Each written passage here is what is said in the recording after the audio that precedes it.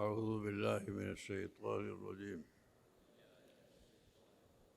بسم الله الرحمن الرحيم. الحمد لله رب العالمين والعاقبة للمتقين، والصلاة والسلام على سيدنا محمد خاتم النبيين وعلى سائر الأنبياء والمرسلين وآل كل والصحابة أجمعين. أما بعد، فإن أصدق الحديث كتاب الله، وخير الهدي هدي سيدنا محمد صلى الله عليه وسلم، وشر الأمور محدثاتها، وكل محدثة بدعة، وكل بدعة ضلالة، وكل ضلالة في النار. بخاري پڑھاتا اور حدیث گھٹوڑے اللہ بغیا. قال رسول الله صلى الله عليه وسلم: الراحمون يرحمهم الرحمن تبارك وتعالى ارحموا من في الأرض يرحمكم من في السماء. وبالسند المتصل إلى الإمام المتقن الحافظ الحجة أمير المؤمنين في الحديث أبي عبد الله محمد بن إسماعيل بن إبراهيم الجعفي البخاري رحمة الله عليه ونفعنا به في الدارين آمين. قال: بسم الله الرحمن الرحيم. باب كيف كان بدء الوحي إلى رسول الله صلى الله عليه وسلم. قول الله عز وجل: إنا أوحينا إليك كما أوحينا إلى نوح والنبيين من بعده. وبه قال حدثنا الحميدي قال حدثنا سفيان قال حدثنا يحيى بن سعيد الأنصاري قال أخبرني محمد بن إبراهيم التيمي أنه سمع علقمة بن وقاص الليثي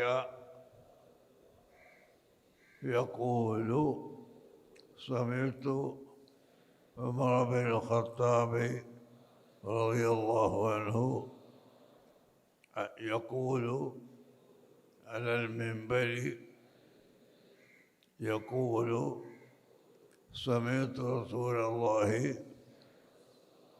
صلى الله عليه وسلم يقول: إنما الأعمال بالنيات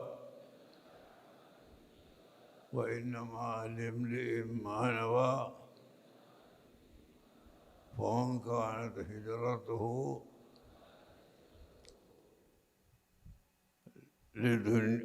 لدنيا يصيبها أو إلى امرأة ينكحها فهجرته إلى ما هاجر إليه.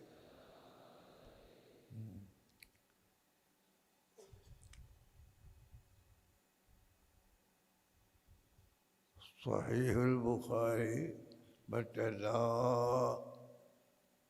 മുഹദ്ദിസുകളുടെ അടുക്കലും സ്വീകരിക്കപ്പെടാനുള്ള കാരണം അസ്സഹുൽ കുതുബി ബഅദ കിതാബില്ലാഹി സ്വഹീഹുൽ ബുഖാരി, അള്ളാഹുവിൻ്റെ കിതാബിൻ്റെ ശേഷം ഏറ്റവും അസഹായത് സഹീഹുൽ ബുഖാരിയാണ് എന്ന് ഉലമാക്കൾ തീരുമാനിക്കാനുള്ള കാരണം ഹുജ്ജത്ത് എന്ന സ്ഥാനപ്പേര് മുഹമ്മദ് ബിൻ ഇസ്മായിൽ ബുഖാരി തങ്ങൾക്ക് ഉണ്ടായി. ഈ ഹുജ്ജത്ത് എന്ന പേര് കിട്ടണമെങ്കിൽ 6 ലക്ഷം ഹദീസ് മനഃപ്പാഠമാക്കണമെന്നാണ്. ചിലർ പറഞ്ഞത് 3 ലക്ഷം മതി എന്നുമാണ്. ഏതായാലും 6 ലക്ഷമായാലും 3 ലക്ഷമായാലും ഹദീസുകൾ കാണാതെ പഠിച്ച് ഇത് നല്ല അതിൻ്റെ റിപ്പോർട്ടർമാരായ സനദുകൾ സഹിതം പഠിച്ച് ഹിഫ്ളാക്കിയ ഇമാം ബുഖാരി തങ്ങൾ ഈ സഹീഹുൽ ബുഖാരി എന്ന ജാമിഅയിൽ ആവർത്തനം ഇല്ലാതെ 4000-നോട് ബന്ധപ്പെട്ട ഹദീസ് മാത്രമാണ് ഉള്ളത്. 6 ലക്ഷത്തിൽ നിന്ന് അല്ലെങ്കിൽ 3 ലക്ഷത്തിൽ നിന്ന് 4000 മാത്രമാണ് ഇവിടെ കൊണ്ടുവന്നത് എന്ന് പറയുമ്പോൾ അതിൻ്റെ സൂക്ഷ്മത എത്രയാണ്. എല്ലാ ഹദീസുകളും പറഞ്ഞിട്ടുള്ള പരിഗണിക്കപ്പെടാവുന്ന എല്ലാ ഷർത്തുകളെയും ഒപ്പിച്ചുകൊണ്ടാണ് സഹീഹുൽ ബുഖാരി ഒരുമിച്ച് കൂട്ടിയത്. ഉദാഹരണത്തിന് പറഞ്ഞാൽ മുഹദ്ദിസീങ്ങളുടെ ഇടയിൽ ഒരു തർക്കമുള്ള വിഷയമാണ് അൻഅനത്ത് അൻ ഫുലാനിൻ അൻ ഫുലാനിൻ അൻ ഫുലാനിൻ എന്ന് പറയുമ്പോൾ ആ അൻഅനത്തിൽ ആരെത്തൊട്ടാണോ റിപ്പോർട്ട് ചെയ്യുന്നത് അദ്ദേഹത്തെ കാണുകയും കൂടി വേണം. ഒരു കാലക്കാരായി എന്നാണ് യഥാർത്ഥത്തിൽ ഇന്ന ആളത്തൊട്ട് റിവായത്ത് ചെയ്തു എന്ന് പറഞ്ഞാൽ ആ കാലക്കാരനാണ് എന്ന് കിട്ടും. എങ്കിലും അതിൻ്റെ പുറമെ ലിഖാ ഷർത്താണ് എന്ന് ചിലർ പറഞ്ഞത് കൊണ്ട് ഇമാം ബുഖാരി റഹ്മത്തുള്ളാഹി അലൈഹി ആ ഷർത്ത് ഈ അസഹ് ആവാൻ വേണ്ടി ഉപയോഗപ്പെടുത്തി. അതല്ലാതെ ഇമാം ബുഖാരിക്ക് അങ്ങനെ വാദം ഇല്ല. അത് പറയാൻ കാരണം സഹീഹ് മുസ്ലിമിൻ്റെ മുഖദ്ദിമയിൽ ഇമാം മുസ്ലിം വളരെ ശക്തിയായി എതിർത്തിട്ടുണ്ട്. ഹദീസിൽ മുആസറത്ത് സ്വീകരിച്ചാൽ പിന്നെ നിങ്ങൾ ലിഖാഹ് എന്തിനാണ് ഷർത്ത് വെക്കുന്നത്? അങ്ങനെ വെക്കുകയാണെങ്കിൽ ഓരോ ഹദീസിലും ലിഖാഹ് ഉണ്ടായി എന്ന് വരണ്ടേ? അത് നിങ്ങളാരും ഷർത്താക്കണമില്ല. പിന്നെ എന്തിനായി ഈ ഷർത്ത് വെച്ചത് എന്ന് ചോദിച്ചുകൊണ്ട് വളരെ ഗൗരവമായ ശബ്ദത്തിൽ ഇമാം മുസ്ലിം സഹീഹ് മുസ്ലിമിൻ്റെ ആരംഭത്തിൽ പറഞ്ഞിട്ടുണ്ട്. ചില ആലിമീങ്ങൾ അത് ഇമാം ബുഖാരിയെ ആക്ഷേപിച്ചതാണ് എന്നും ബുഖാരി ഇമാമിന് എതിരാണ് എന്നും ചില ആളുകൾ മനസ്സിലാക്കിപ്പോയി. എന്നാൽ അത് തികച്ചും തെറ്റാണ്. കാരണം ഇമാം ബുഖാരിയെ ഇമാം മുസ്ലിം എതിർത്തിട്ട് ഇല്ല. ഇമാം മുസ്ലിം പറയുന്നു, ബുഖാരി എന്ന എൻ്റെ ഉസ്താദ് ഇല്ലായിരുന്നുവെങ്കിൽ ഞാനിവിടെ ഉണ്ടാകുമായിരുന്നില്ല. ഇമാം ബുഖാരി ഉള്ളത് കൊണ്ടാണ് ഞാൻ തന്നെ ഉണ്ടായത് എന്ന് വരെ പറഞ്ഞ് ഇമാം ബുഖാരിയെ പുകഴ്ത്തി പറയുന്ന ആളാണ് ഇമാം മുസ്ലിം. ഇമാം ബുഖാരി ഇങ്ങനെ ഒരു ഷർത്ത് വെച്ചിട്ടില്ല. മറ്റൊരു ചില ആളുകൾ വെച്ചിട്ടുണ്ട്. ആ വെച്ചവർക്ക് എതിരാണ് ഇമാം മുസ്ലിം പറഞ്ഞിട്ടുള്ളത്. അത് ഇമാം ബുഖാരിയുടെ ഉസ്താദായിരുന്ന മദായിനി അല്ലെങ്കിൽ മദീനി എന്ന് പറയുന്ന ഒരാളെ സംബന്ധിച്ചാണ്, അല്ലെങ്കിൽ മറ്റുള്ള ചില മുഹദ്ദിസുകളെ സംബന്ധിച്ചാണ് പറഞ്ഞിട്ടുള്ളത്. എന്നല്ലാതെ ഇമാം ബുഖാരിയെ സംബന്ധിച്ച് ഇമാം മുസ്ലിം പറഞ്ഞിട്ടില്ല. കാരണം ഇമാം മുസ്ലിം, ഇമാം ബുഖാരി ഈ ഹദീസ് സ്വഹീഹാവാൻ ലിഖാഹ് വേണമെന്ന് പറഞ്ഞിട്ടില്ല. പറയാതെ പിന്നെ ഇമാം ബുഖാരി പേരിൽ ആക്ഷേപമാണെന്ന് പറയുന്നത്. ഇമാം ബുഖാരി പറഞ്ഞത് അസഹുൽ കുത്തുബ് ആവാൻ ഈ ഷർത്തും കൂടി വേണം. കാരണം ചില ആളുകൾ അങ്ങനെ പറഞ്ഞിരിക്കുന്നു. അതുകൊണ്ട് അവരുടെ നിയമപ്രകാരവും ഈ കിതാബ് അസഹ് ആയിരിക്കാൻ വേണ്ടി ആ ഷർത്ത് പാലിച്ചു. അങ്ങനെ സനദിൽ എത്ര ശൈഖന്മാരുണ്ടോ അവരെല്ലാം പഠിക്കുകയും താരീഖ് പഠിക്കുകയും ഒരു സ്ഥലത്ത് ഏതെങ്കിലും ഒരാൾ ഈ ഷെയ്ഖിൻ്റെ ഷെയ്ഖ് അപ്പുറത്തുണ്ട് എന്ന് കേട്ടാൽ അവിടെ പോയി കാണുകയും എന്നിട്ട് സനദിൻ്റെ പരമ്പര എണ്ണം ചുരുക്കുകയും ചെയ്യും. സുലാസിയാത്തുൽ ബുഖാരി എന്ന പേരിൽ ചില മുഹദ്ദിസുകൾ കിതാബ് തന്നെ ഉണ്ടാക്കിയിട്ടുണ്ട്. സുലാസിയാത്തുൽ ബുഖാരി എന്ന് പറഞ്ഞാൽ ബുഖാരി ഇമാമിൻ്റെയും റസൂലുള്ളാഹിൻ്റെയും ഇടയിൽ ആകെ 3 റാവികൾ മാത്രമേ ഉള്ളൂ. റുബായിയാത്ത് എന്ന് പറഞ്ഞാൽ 4 ആൾ മാത്രമേ ഉള്ളൂ. ഇസ്രിയാത്ത് എന്ന് ഉണ്ട്. 12 ആൾ ഒരു മുഹദ്ദിസിൻ്റെയും റസൂലുള്ളാഹിൻ്റെയും ഇടയിൽ 12 ഉള്ളതും 11 ഉള്ളതും 10 ഉള്ളതും അങ്ങനെ ഒരുപാട് റാവികൾ ഉള്ളതുണ്ട്. ഏറ്റവും ചുരുങ്ങിയത് സുലാസിയാത്തുൽ ബുഖാരി, ഇമാം ബുഖാരിയുടെ കിതാബിൽ 12 സ്ഥലത്ത് സുലാസിയായ ഹദീസ് ഉണ്ട്. അതേസമയത്ത് ഇമാം മുസ്ലിമിൻ്റെ സഹീഹിൽ ഒരു ഹദീസ് പോലും സുലാസിയാത്തിൽപ്പെട്ടത് ഇല്ല. ജാമിഅ തിർമിദിയിൽ ഒരു ഹദീസ് പോലും സുലാസിയാത്തിൽപ്പെട്ടതില്ല. ഇബ്നു മാജയിൽ ഉണ്ട്, നസായിയിൽ ഉണ്ട്. അങ്ങനെ ചില കിതാബിലൊക്കെ സുലാസിയാത്ത് കുറച്ചെല്ലാം ഉണ്ട്, മറ്റു ചിലത് കുറവാണ്.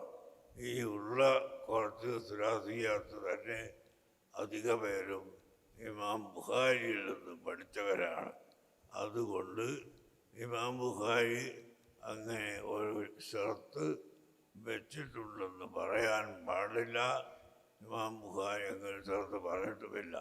അത് പറഞ്ഞത് അസഹിയത്തിന് മാത്രമാണ്, സഹിയാവാൻ വേണ്ടിയല്ല എന്ന്. അങ്ങനെ എല്ലാ ഹദീസുകളും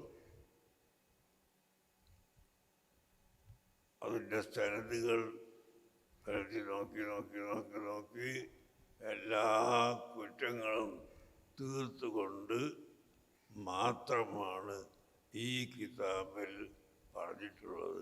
അതുകൊണ്ടാണ് അസഹുൽ കുതുബി ബഅദ കിതാബില്ലാഹി സഹീഹുൽ ബുഖാരി. അള്ളാഹുവിൻ്റെ കിതാബ് കഴിഞ്ഞതിനാൽ പിന്നെ ഏറ്റവും അസഹ് അത് സഹീഹുൽ ബുഖാരിയാണ്. എന്നല്ലാതെ ഹദീസ് സഹിയാവാൻ അങ്ങനെ ഷർത്ത് ആവശ്യമില്ല എന്ന് തന്നെയാണ് ഇമാം ബുഖാരി റഹ്മത്തുള്ളാഹി തങ്ങളും പറഞ്ഞിട്ടുള്ളത്. ചുരുക്കി പറഞ്ഞാൽ എത്രയെത്ര മുഹദ്ദിസുകൾ എന്തെല്ലാം ഷർത്തുകൾ വെച്ചിട്ടുണ്ടോ അതിൽ മുഅ്തബറായ എല്ലാ ഷർത്തുകളെയും ഒരുമിച്ച് കൂട്ടി ആണ് ഈ കിതാബ് ഒരുമിച്ച് കൂട്ടിയിട്ടുള്ളത്. അതുകൊണ്ട് ഇത് അസഹ് ആയതാണ് എന്നല്ലാതെ വേറെ ഹദീസുകളൊന്നും സഹീഹല്ല എന്ന് അർത്ഥമില്ല. ധാരാളം ഹദീസുകൾ സഹീഹുണ്ട്. ചില ഹദീസ് മത്ന് സഹീഹാണ്, സനദ് ദഈഫാണ്, അങ്ങനെയും ഉണ്ടാവാം. ഉദാഹരണത്തിന് അസ്ഹാബി കന്നുജൂമി ഫബിഅയ്യിഹിം ഇഖ്തദൈതും എന്ന ഹദീസിൻ്റെ സനദിൽ ദഈഫുണ്ട്. ആ ഹദീസിൻ്റെ സനദിൽ ദഈഫുണ്ട്.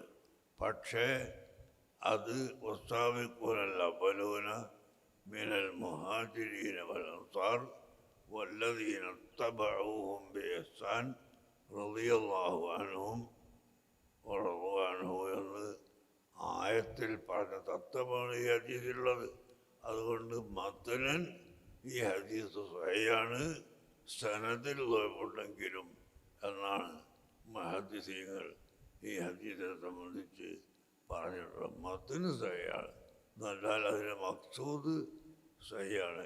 ഈ പറഞ്ഞ സനദിൽ ഒരല്പം ദഈഫ് വന്നിട്ടുണ്ടാവാം.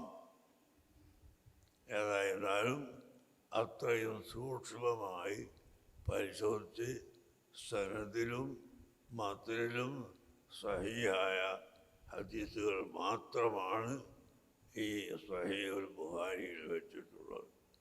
സഹീഹുൽ ബുഖാരിയുടെ ഒരു പ്രത്യേകത സന്നഫ ഹാദൽ കിതാബ കരിസാലത്തിൻ തുർസലു ഇല താലിബീൻ. എല്ലാ താലിബിലേക്കും അയക്കുന്ന ഒരു റിസാല, ഒരു കത്ത് പോലെയാണ് സഹീഹുൽ ബുഖാരി പഠിപ്പിച്ചിട്ടുള്ളത്. ഉദാഹരണം, ഇവിടെ ഒരു വാർത്ത പത്രത്തിൽ വന്നാൽ എല്ലാവരും വായിക്കണമെന്നില്ല. വായിച്ചാൽ തന്നെ അത് വായിച്ചവരെ വലിച്ചു കയറിയിട്ടാകും. നേരെ മറിച്ച് ഒരു കത്ത് അല്ല, ഒരു നോട്ടീസ് എടുത്തു ഒരു പരിപാടിയുടെ, ആ നോട്ടീസ് എല്ലാവർക്കും കിട്ടിയാലും അത്ര പരിഗണിക്കുകയില്ല. മറിച്ച് വ്യക്തിപരമായി ഒരു കത്ത് അയക്കുമ്പോൾ ആ കത്ത് വായിച്ചു നോക്കുകയും അതിൻ്റെ മുഖത്തതനുസരിച്ച് പ്രവർത്തിക്കുകയും ചെയ്യും. എന്ന പോലെ ഈ സഹീഹുൽ ബുഖാരി ഒരു കത്തിൻ്റെ സ്ഥാനത്താണ് മുതാലിമീങ്ങളിലേക്ക് അയക്കുന്ന ഒരു റിസാല. അതുകൊണ്ടാണ് ബിസ്മില്ലാഹിർ റഹ്മാനിർ റഹീം എന്ന് പറഞ്ഞതിന് ശേഷം ഹംദ് സ്വലാത്ത് ഒന്നും ഇതിൽ എഴുതാതിരുന്നത്. പറഞ്ഞിട്ടില്ല എന്നർത്ഥമല്ല, ഇത് എഴുതിയിട്ടില്ല, ബുഖാരിയിൽ എഴുതിയിട്ടില്ല. അത് കാരണം ഇമാം ബുഖാരി ഇതിനെ ഒരു തൻസീലി മൻസിലത്ത റിസാലത്തി അൽ മുർസലത്തി ഇല കുല്ലി ത്വാലിബിൻ എന്ന് ഹാഫിദ് അബ്ദുൽ അസ്ഖലാനി തങ്ങൾ പറഞ്ഞതായി കാണാം.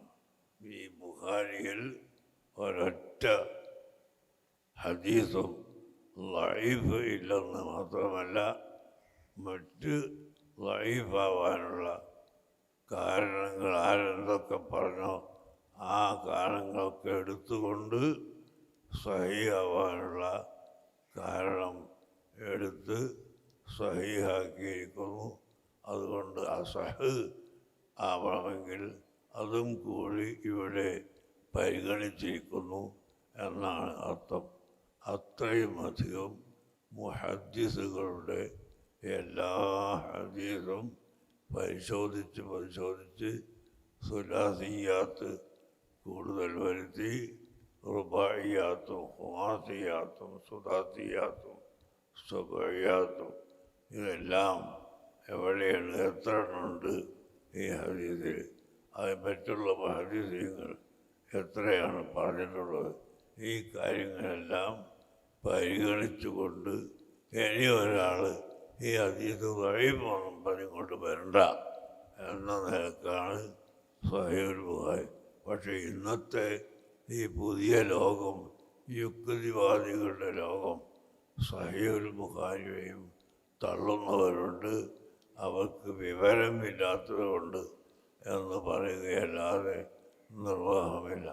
അല്ലെങ്കിൽ ഏതെങ്കിലും ഒരു ഹദീസ് സഹീഹുൽ ബുഖാരിയിൽ വന്നത് ലൈഫാണെന്ന് തെളിയിക്കാൻ അവർക്ക് സാധിക്കുമോ എന്ന് ചോദിച്ചാൽ ഒരിക്കലും സാധിക്കുകയില്ല.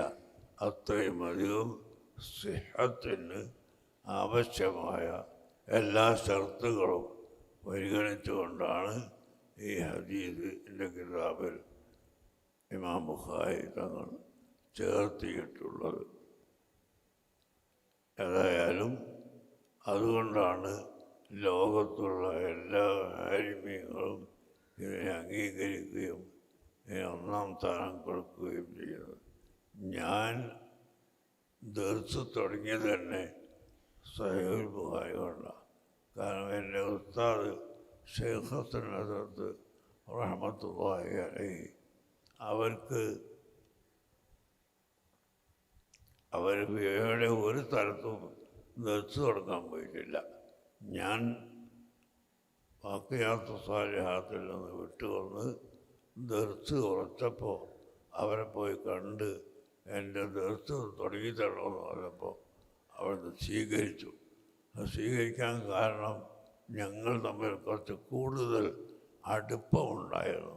ഒരടുപ്പം നമ്മൾ മദ്ഹബിയായ ചർച്ച വരുമ്പോൾ ഇമാം അബൂ ഹനീഫ തങ്ങളുടെ മദ്ഹബിനെ ഷെയ്ഖ് ഹസൻ ഹസരത്ത് ചിലപ്പോൾ മുഖ്താറാക്കിയാൽ അതിനെതിരായിട്ട് ഷാഫി മദ്ഹബിൻ്റെ ദലീലുകളൊക്കെ ഞാൻ ഒരുമിച്ച് കൂട്ടി പിറ്റേന്ന് കൊണ്ടുപോയി വായിച്ചു കൊടുക്കും.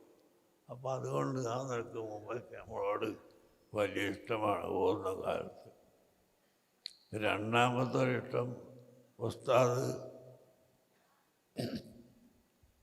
ഒന്നുമില്ലാതെ ഉറങ്ങൂല, ഒന്നുമില്ലാതെ ഉറങ്ങുകയില്ല.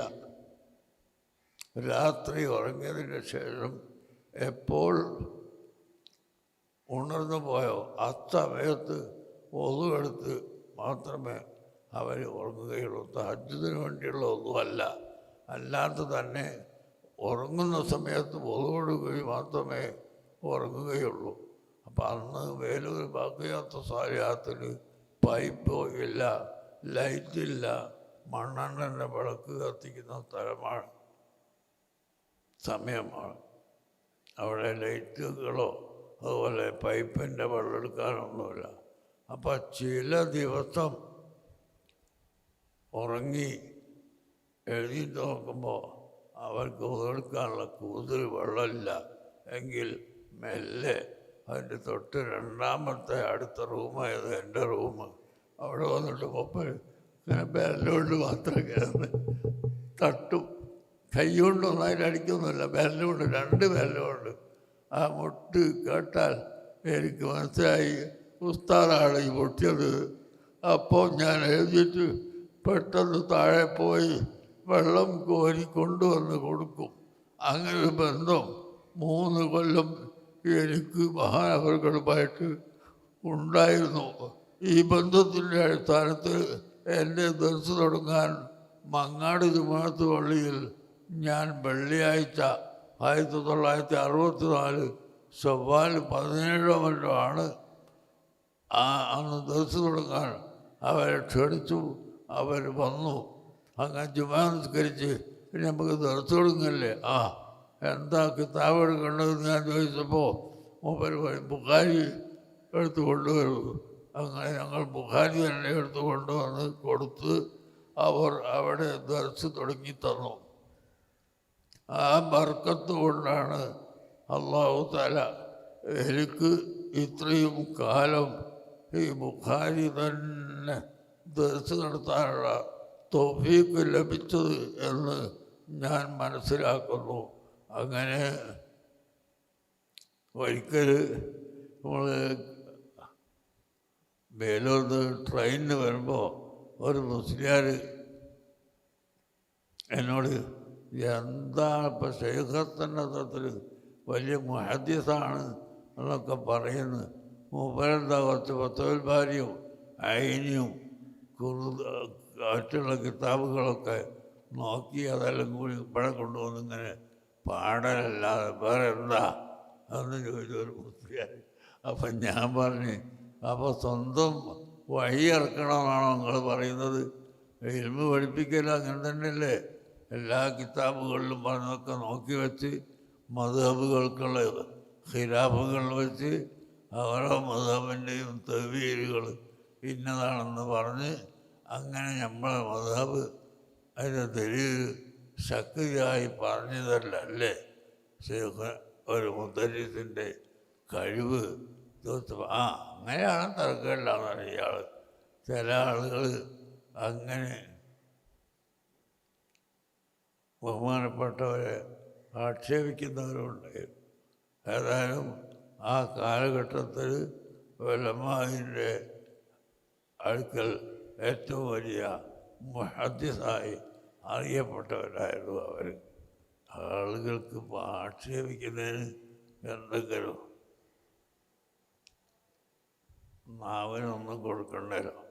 ഞാൻ അടുത്ത ദിവസം ഒരു ചങ്ങായിൻ്റെ പ്രസംഗം കേട്ട് ബഹുമാനപ്പെട്ട ശംസുൽ ഉലമ കെ അബൂബക്കർ മുസ്ലിയാർ ബുദ്ധിയുള്ള ആളാണെന്ന് ചിലർ പറയുന്നു. ഇവൻ പറയാ ബുദ്ധിയുള്ള ആളാണെന്ന് ചിലർ പറയുന്നു. എവിടെയാ മൂപ്പർക്ക് ബുദ്ധി? ആരാണ് ഈ പേര് വെച്ചത്? ആരാടാന്ന് ചോദിച്ചത്. ആരുടെ അദ്ദേഹത്തിന് ശംസുൽ ഉലമ പേര് വെച്ചത് ചോദിക്കുക. അപ്പം അങ്ങനത്തെ ചില മനുഷ്യന്മാർ ലോകത്ത് എന്നും ഉണ്ടാവും. ശംസുൽ ഉലമ പേര് വെച്ചതിനൊന്നും ഒരു കുറവുമില്ല. പിന്നെ സംഘടനാപരമായി അഭിപ്രായ വ്യത്യാസം ഉണ്ടാവൽ അത് സാധാരണയാണ്. അങ്ങനെ ഞങ്ങൾ അഭിപ്രായ വ്യത്യാസമുണ്ട്, അത് വേറെ വിഷയം. ഏതായിരുന്നാലും ബഹുമാനപ്പെട്ട ശേഖത്തിൻ്റെ തങ്ങൾക്ക് ഹദീസൊന്നും അറിഞ്ഞിട്ടല്ല ഈ ഫത്തുൽ ബാരിയും ഖത്തല്ലാനിയും കിർമാനിയും ഇതൊക്കെ ഒന്നായി കൂട്ടിച്ചേർത്ത് പറയലാണ് എന്ന് പറഞ്ഞ മൗലവിയോട് ഞാൻ പറഞ്ഞു, അത് തന്നെ ഇൽമ് എന്ന് പറയുന്നത്. എല്ലാ സ്ഥലത്തും പറഞ്ഞതൊക്കെ എന്താണെന്ന് കണ്ടെത്തിക്കുകയും അതിൻ്റെ തൗജീഹാത്തുകൾ മനസ്സിലാക്കുകയും ചെയ്തതാണ് ഇൽമ് എന്ന് ഞാൻ പറയുകയും ചെയ്തു. ഏതായിരുന്നാലും അങ്ങനെ ആ ഒരു ബന്ധം കൊണ്ടാണ് മഹാനവറുകൾ എൻ്റെ ദർസ് തുടങ്ങാൻ വരികയും ബുഖാരി തന്നെ തുടങ്ങിത്തരികയും ചെയ്തത്. അന്ന് മുതൽ ഇന്ന് വരെ അള്ളാഹുവിൻ്റെ തൗഫീഖ് കൊണ്ട് ആ ദർസ് നടത്തിക്കൊണ്ടിരിക്കുന്നു. അതിൻ്റെ എല്ലാവരും എന്നെക്കൊണ്ട് ദർസ് ബുഖാരി ഓതിയവർ 3 ആളാണ് അന്നുള്ളത്. പിന്നെ 10-40 ആളുകളായി. ആ 3 ആളിൽ ഒരാൾ മാത്രമേ ഇന്ന് ഹയാത്തിലുള്ളൂ. മറ്റേ 2 പേരും മരിച്ചുപോയി. അതുപോലെ തന്നെ നമ്മുടെ ശിഷ്യന്മാരിലും സുഹൃത്തുക്കളിലും വലിയ വലിയ ആലിമ്യങ്ങളെല്ലാം മരണപ്പെട്ടു പോയി. ജാമ്യ മർക്കത്ത് സഖാഫത്ത് സുന്നിയയിൽ മുദരിസായിരുന്ന വലിയ മഹാന്മാർ എമ്പിച്ചാലി മുസ്ലിയാർ മർഹൂം, ചെറുസോര കുഞ്ഞാമത് മുസ്ലിയാർ മർഹൂം, നെല്ലിക്കുത്ത് ഇസ്മായിൽ മുസ്ലിയാർ മർഹൂം, അബ്ദുള്ള മുസ്ലിയാർ മർഹൂം, ഇവരൊക്കെ വലിയ മുദരിസുമാരായിരുന്നു. അവരൊക്കെ മരണപ്പെട്ടു പോയി. അതുപോലെ കൊയിലാണ്ടി ഖാദിയായിരുന്ന മുഹമ്മദ് മുസ്ലിയാർ, പിന്നെ എല്ലാവരും. അവസാനം ഇപ്പോൾ 2 മുദരിസുമാർ KK മുഹമ്മദ് മുസ്ലിയാറും AP മുഹമ്മദ് മുസ്ലിയാറും 2 പേരും നമ്മളെ കൂടെ ഇന്ന് ഇല്ല. അള്ളാഹു തആല അവർക്കെല്ലാം മഗ്ഫിറത്ത് നൽകട്ടെ. അള്ളാഹു അവരെ ഖബറിനെ ഖുർആൻ കൊണ്ട് പ്രകാശിപ്പിച്ചു കൊടുക്കട്ടെ. അള്ളാഹു അവരെ എല്ലാവരെയും റസൂലുള്ളാഹിയുടെ ശഫാഅത്തിൽ നമ്മളെയും അവരെയും അള്ളാഹു ഒരുമിച്ച് കൂട്ടിത്തരുമാറാകട്ടെ. ഇനി ഇൻഷാ അല്ലാഹ് നമുക്ക് ബുഖാരി ഓതേണ്ട ആളുകൾ വ്യത്യസ്തമായ സ്ഥലങ്ങളുണ്ടാവും. അതൊക്കെ ഓതാം. നാളെ മുതൽക്ക് ഓതാം. ദർസ് ഇന്നല്ലേ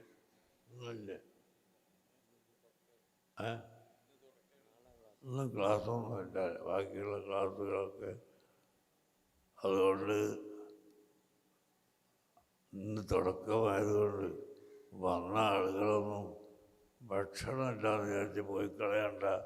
നിർത്തില്ലെങ്കിലും നിങ്ങൾക്ക് ഇന്ന് ഇവിടെ താമസിക്കാം. അല്ലാഹു സുബ്ഹാനഹു വ തആല നമ്മുടെ ഈ സ്ഥാപനത്തെ ഖിയാമത്ത് നാൾ വരെ അഭിവൃദ്ധിപ്പെടുത്തി തരുമാറാകട്ടെ.